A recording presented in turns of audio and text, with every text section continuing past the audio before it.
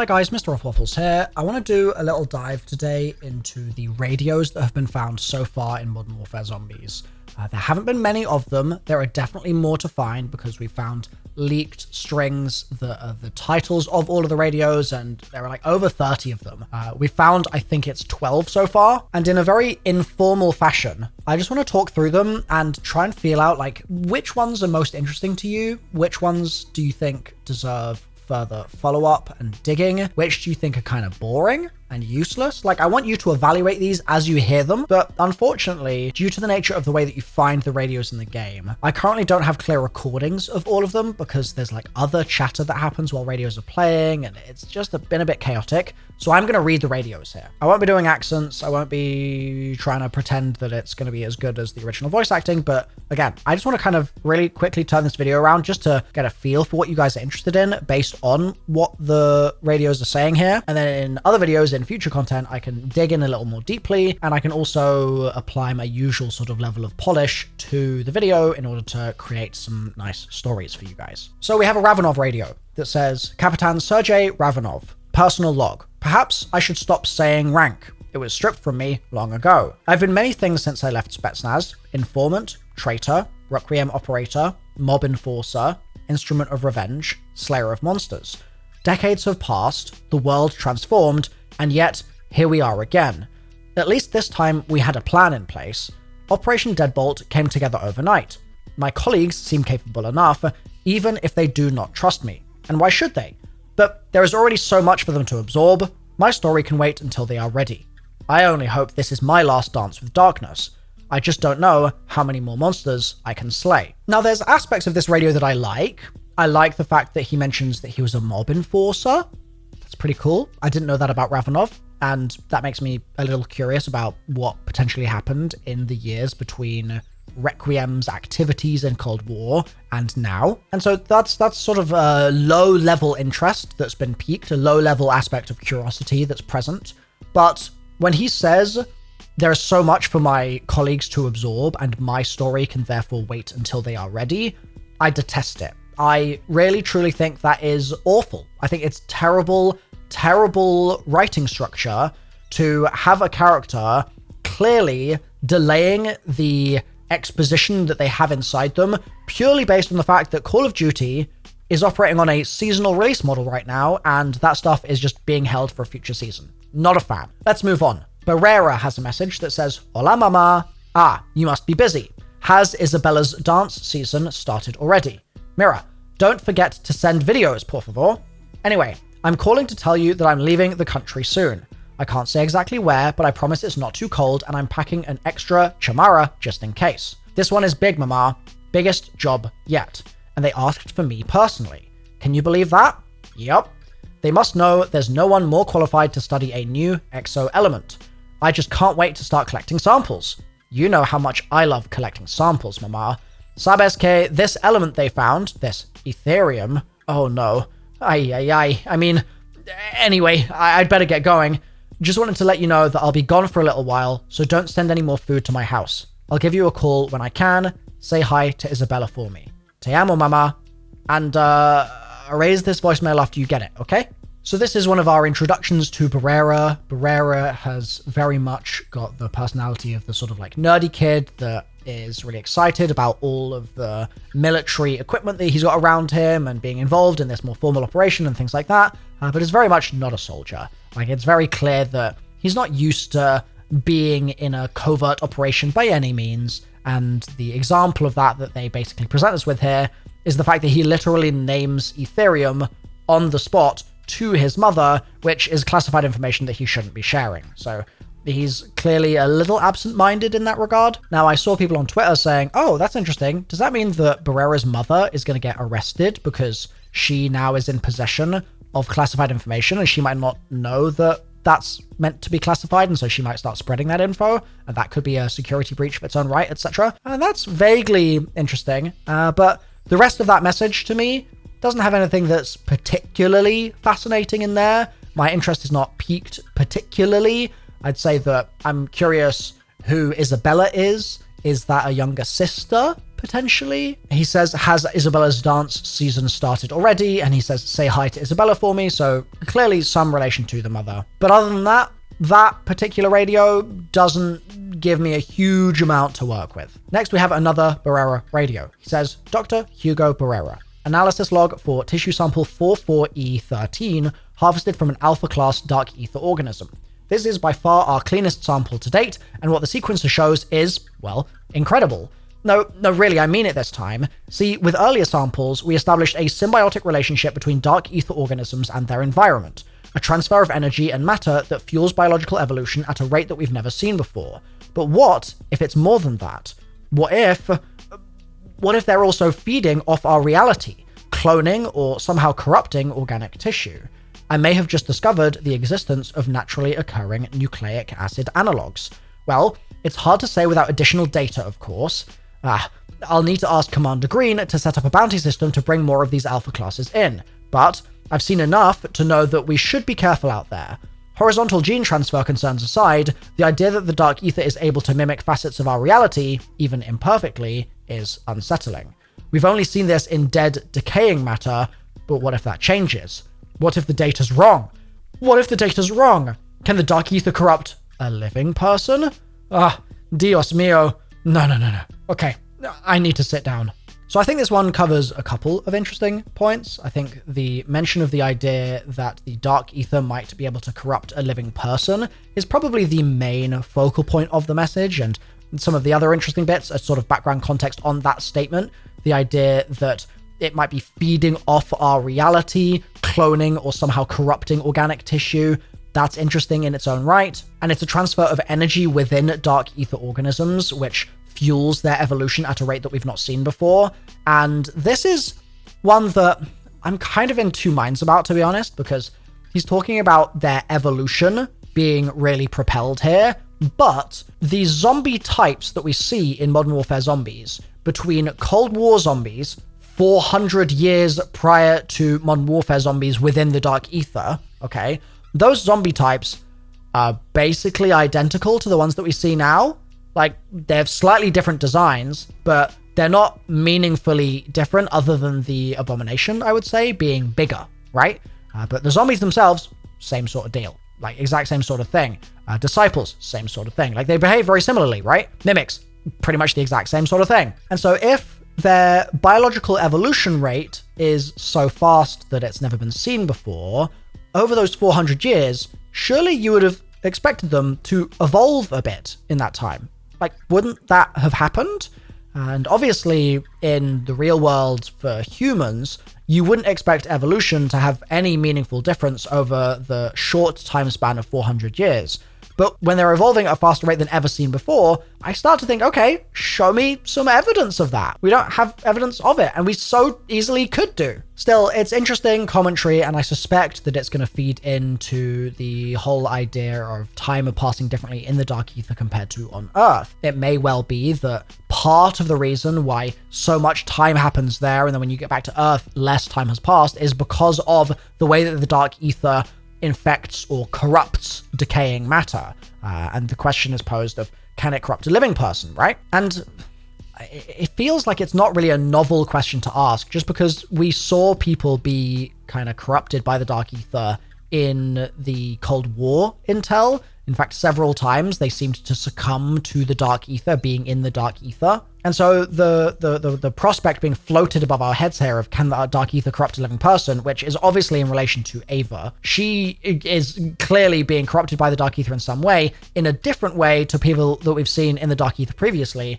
But it feels weird to make it like, oh wow, could it happen, when that's sort of not exactly new? Still, I think that's what that is referring to, and hopefully we see further radios found in the next couple of days and weeks, which kind of continue that conversation and talk more about what happens when the dark ether does corrupt a living person. Now, on the topic, actually, if you guys find any radios, it'd be really appreciated if you could tweet me with a map location, and ideally with a screenshot of where in that location the radio is, because some of them are like underground and things like that, and it can be a little hard to find them sometimes. But if you can zoom all the way in on your map and show me that location and then zoom all the way out on the map, show me that location and send me a picture, that'd be amazing. And I will make more storyline videos as long as I have more radios to unpack.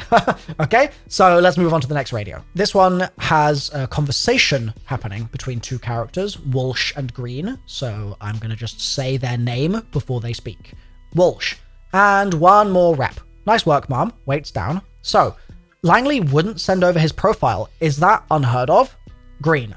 It's uncommon, but I don't need his damn psyche eval to know something's off. Walsh. You don't trust him? Greene.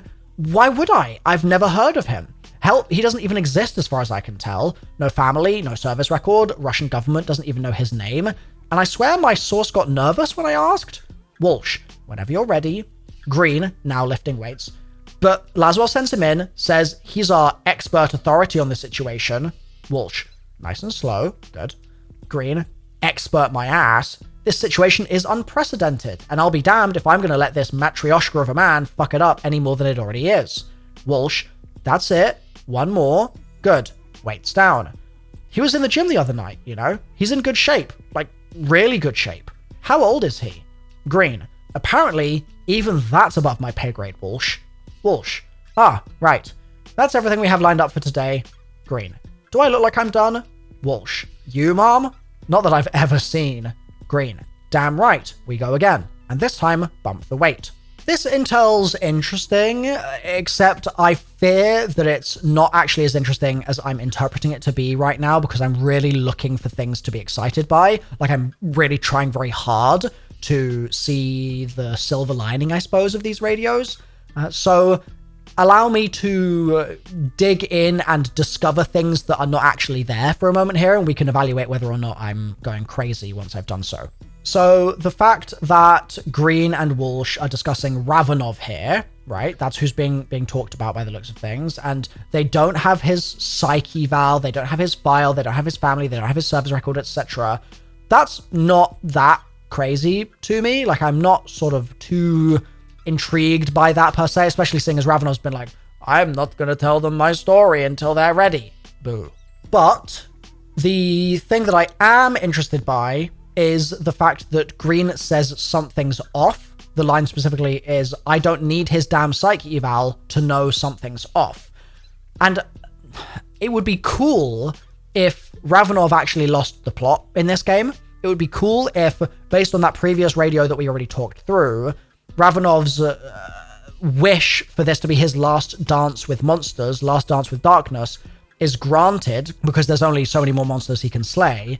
And he actually kind of loses it during this game, and that's why they don't have a psyche eval, because the director, for instance, already knows that he's kind of losing it and he's kind of a bit loopy. And so this is the sort of foreshadowing of the very beginnings of distrust within the team between Greene and Walsh and Ravenov. I think that would be an interesting internal divide, especially seeing as Ravenov is of the old Requiem Guard and Greene and Walsh are both new characters. So I'm interested in that from this radio. The only other thing that I think that this radio achieves is basically Greene and Walsh going through that last little bit of adding weight at the end and trying to show that Greene is a badass. But other than that, I don't think there's anything particularly important that we need to dig into for those radios right now. Next radio is from Zakhaev, and he says, Viper Zero to all Terminus. If you value your paycheck, I recommend you listen intently. We've added a new asset to the Urzikstan operation. Her name is Dr. Jansen. The good doctor will serve as the chief scientific authority on the materials we are recovering. Be advised, you will protect her with your lives. Her survival is critical to your success.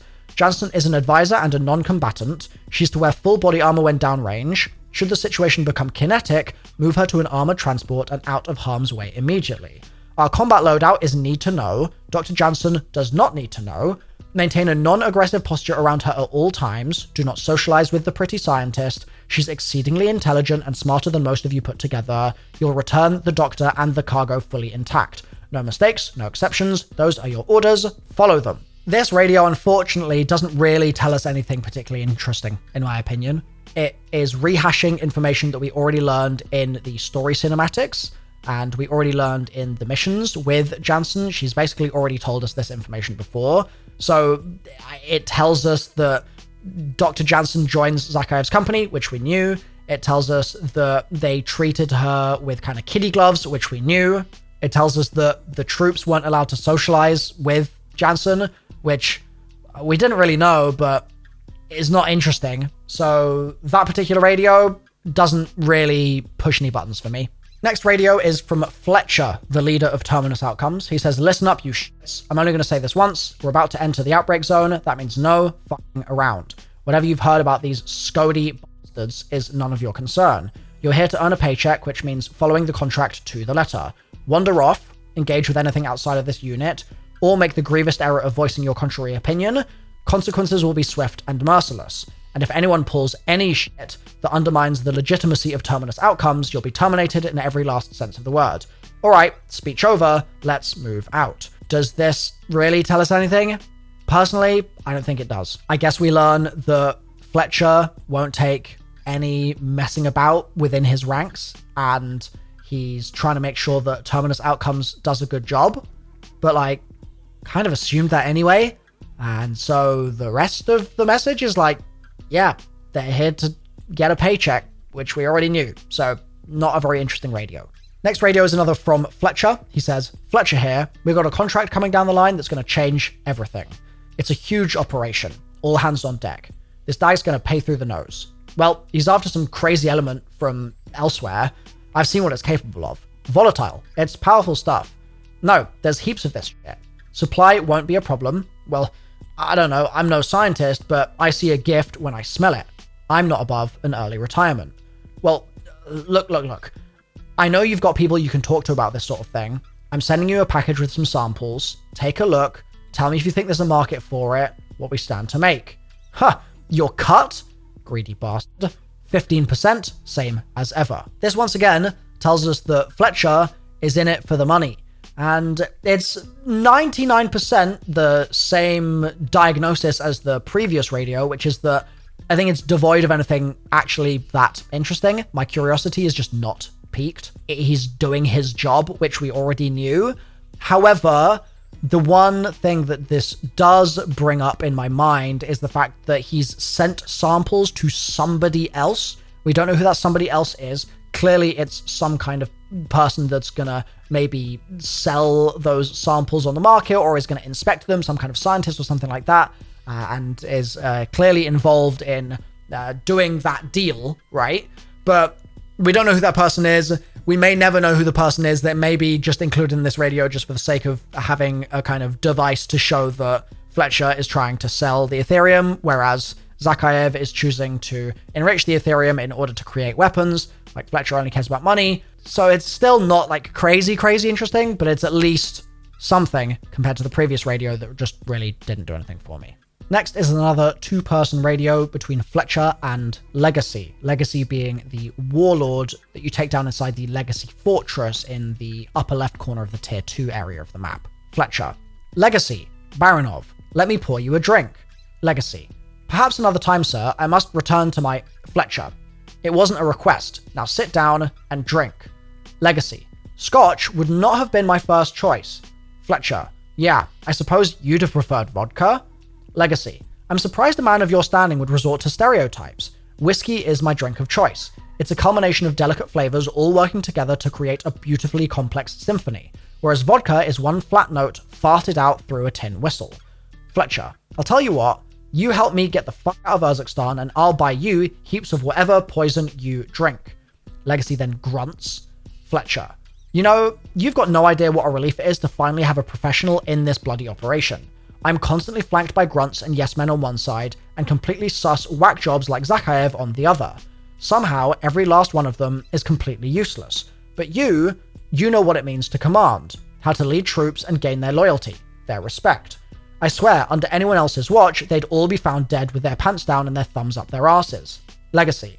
That's quite the mental image, but I get what you're saying. Fletcher. Let me pour you another. Legacy. No.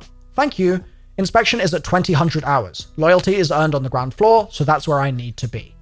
This radio for me, I mean, it tells us that Fletcher and Legacy have a relationship before Legacy is taken down by Operation Deadbolt. And it also indicates that Fletcher is not actually Zakhaev's biggest fan. The fact that he calls Zakhaev a sus whack job is interesting, but not that interesting. It doesn't really go a huge amount further than that. He respects Legacy's ability to command troops and gain their loyalty and their respect, but Legacy is now dead, so it feels a little bit dead-ended to get excited about how he leads his troops, because he clearly didn't lead them well enough, because we took him out pretty damn easily on day one. Next radio. This one is from Fang, the pilot.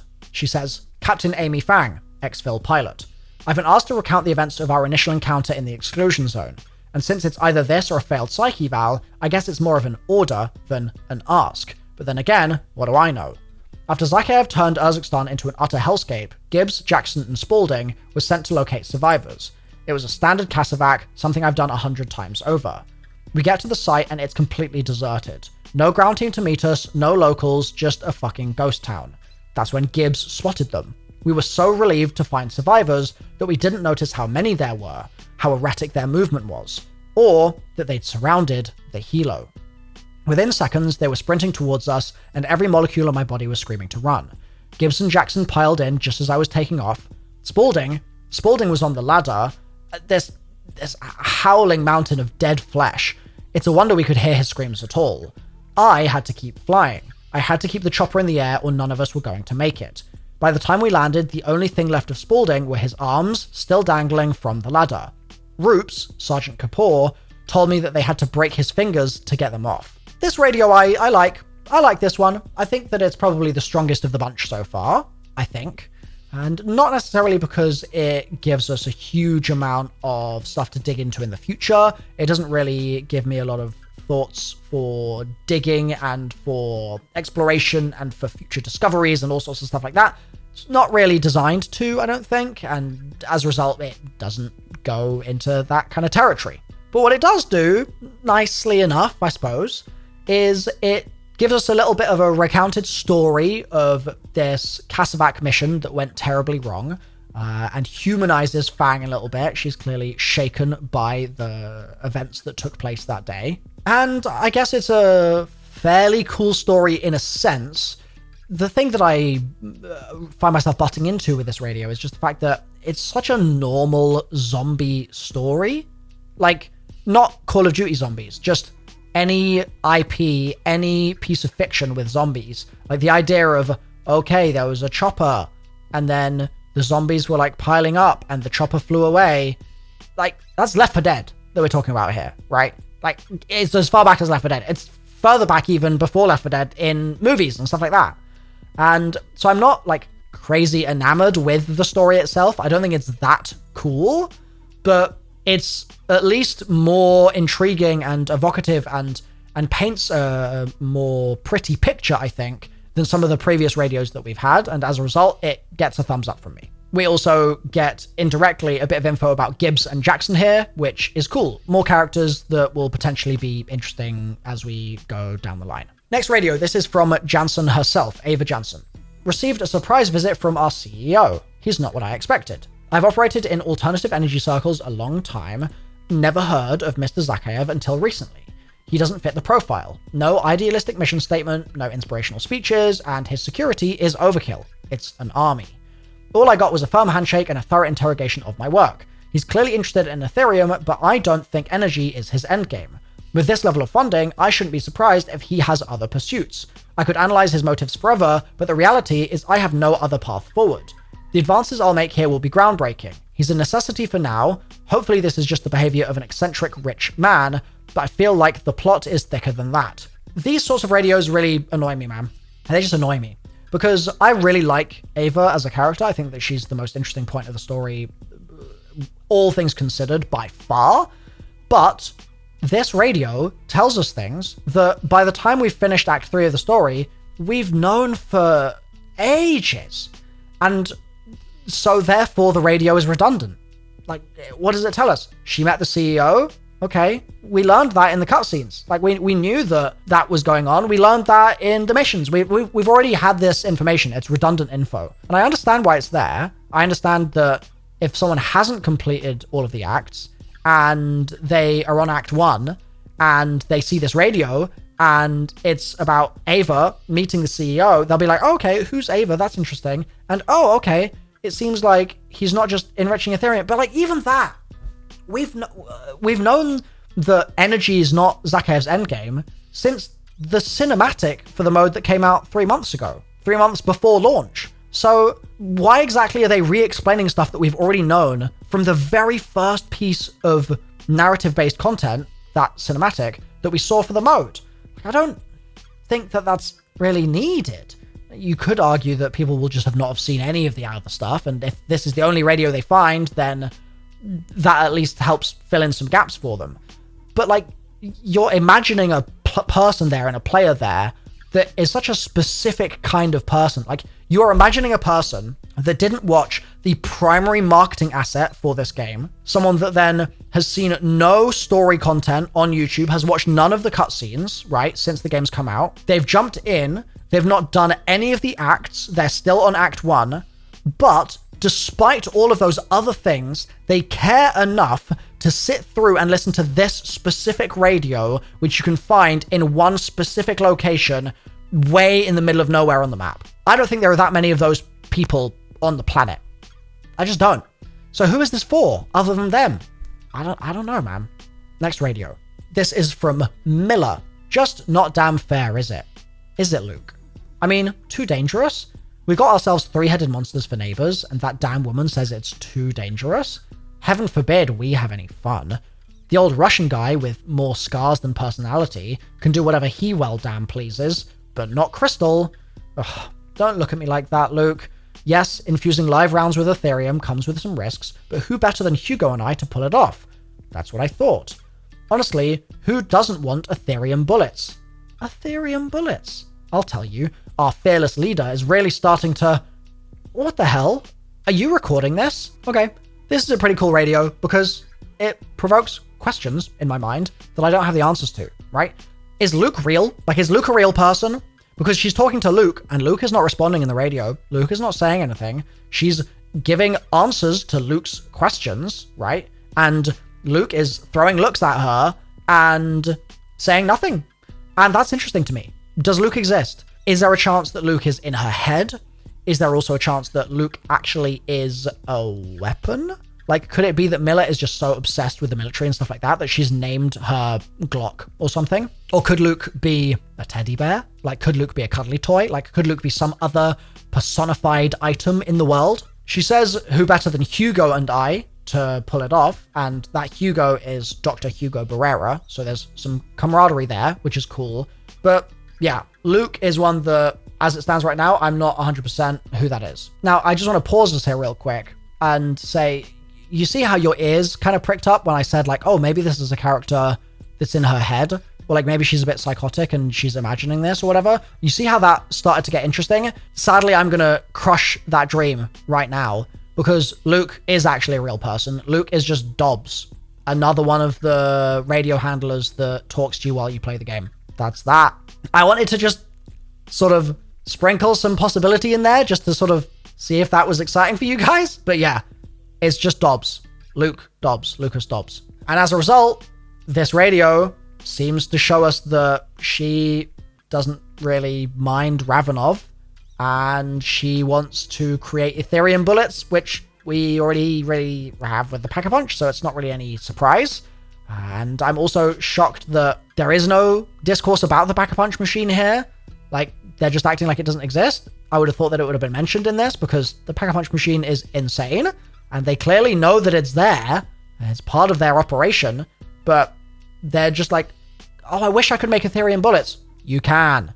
Strange radio, doesn't really further the conversation, in my opinion. Next radio, from Kapoor. He says, all right, Motorpool, I'm Colour Sergeant Rupinder Kapoor. My mates call me Roops. Welcome to Operation Deadbolt. Now, sorry about the transport getting here. Them C-130s ain't much for the creature comforts, but you didn't come for the baseball, right? You're here because you can strip tanks under fire. And if you can't, look to your right, because they can. You can up-armor Humvees, you can rebuild jet engines in your sleep. Look, you're not here because you're good. You're here because you're exceptional. The last thing our mates in the field should have to worry about is to be let down by a bit of shoddy wrenching. Everything running like clockwork, and we'll all get on like a house on fire, as you were. Does this tell us anything particular? Well, I like Roops. I think that he's just got a really likable VO performance. I think that he's got a real kind of charm to him. And so I'm automatically a little bit more biased towards liking this radio compared to otherwise. However, does it really forward the story in any particular way? Not massively. It tells us that there are engineers that Roops is working with, or motor pool engineers, right? That can rebuild jet engines in their sleep and stuff, and they're exceptional people. So I guess that tells us that Operation Deadbolt is not only the people in the field, it's also the people who are kind of helping sending stuff in, like some of the cargo stuff that we have to escort and things along those lines. And I guess that's kind of interesting, but it doesn't really say anything else. So those are all the radios that we have so far. And I'm really struggling, to be honest, to make story content as it stands, because there's just not a lot of questions for me to dig into and theorize about. Like, it's very not zombies in that regard so far. And I've wanted to keep this video really bare bones to make it clear what my thought process is when I read a radio, and just to kind of contrast the Modern Warfare Zombies radios with some old radios, I'm going to pick a radio at random from my radios like spreadsheet that I have. Let's see. Moon, we are at war, Edward. That's the name of this radio. It looks a bit long. Let's do get in the matter transference prototype, Dr. Schuster. Okay, Schuster, log entry 43, date January 23rd, 1940. I cannot be certain what happened to Dr. Richtofen. Once the test was commenced, he just disappeared from the machine into thin air. I've searched the area for days and have no evidence that he is anywhere. I'm afraid I might have to scrap the... And then a banging sound is heard. Richtofen then says, don't scrap anything. We've done something wondrous. Shush. Do you hear them? Schuster says, Dr. Richtofen, you're alive? Richtofen says, I'm more than alive, Dr. Schuster. Is the device still intact? Schuster says, yes, but what happened to you? Richtofen, something wonderful. That chamber was incredible. The wonders we could learn. Schuster, what are you talking about? Are you all right? Richtofen, get in the matter transference prototype, Dr. Schuster. We have work to... And then it cuts off. Now that's a radio, people. That's a classic freaking radio. And in the same way that I've just broken down the previous radios, I'm going to do this one too. What questions does it provoke and what does the radio achieve? Well, it tells us that they've done this particular experiment. It's log entry 43 as well. So they've probably been doing this experiment for a while.